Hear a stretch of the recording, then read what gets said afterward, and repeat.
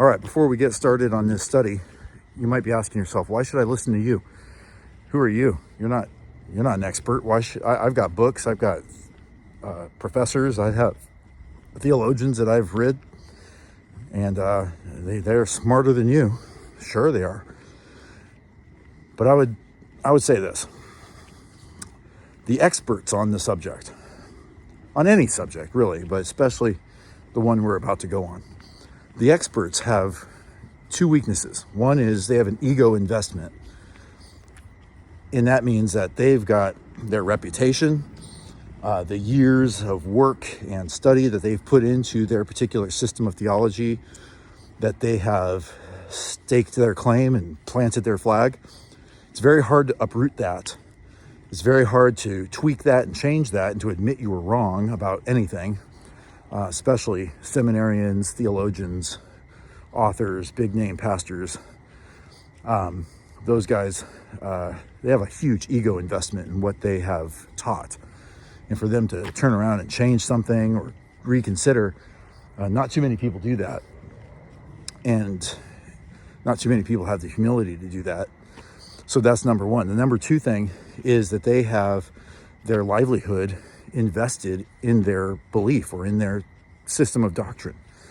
Okay, they belong to a denomination or a church that holds a certain view that if he was to deviate from it, he'd lose his job.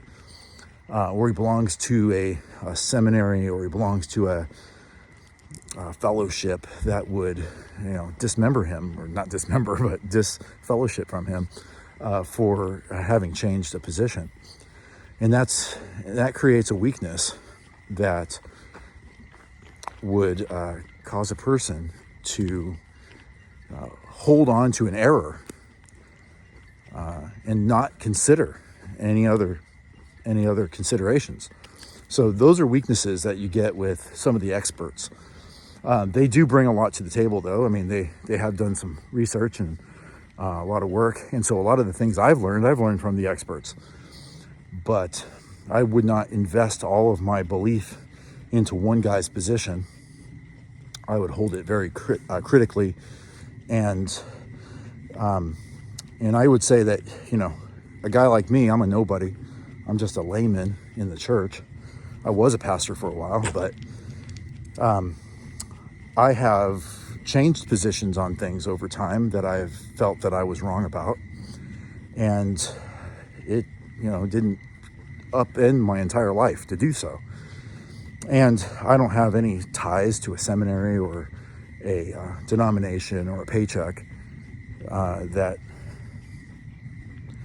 I'd have to stay loyal to. And I have more of an open mind because of that. I can critically look at different arguments and I can approach it without that kind of pressure.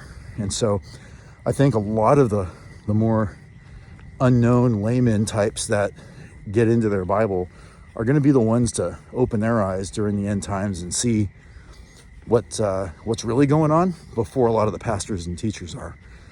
And frankly, right now, the church as a whole, especially in the West, is sound asleep. Nobody's talking about the coming of the Lord. Nobody's talking about that. Nobody's studying that. Nobody's doing anything about that. As soon as you bring it up, you get pastors and teachers and experts who go, hey, no man knows the day or the hour. And that means keep your mouth shut and don't even bother. And that's, those are people who are asleep. Okay? They need to wake up. What's that sound? Everybody look what's going down. All right? So we're going to do that one step at a time.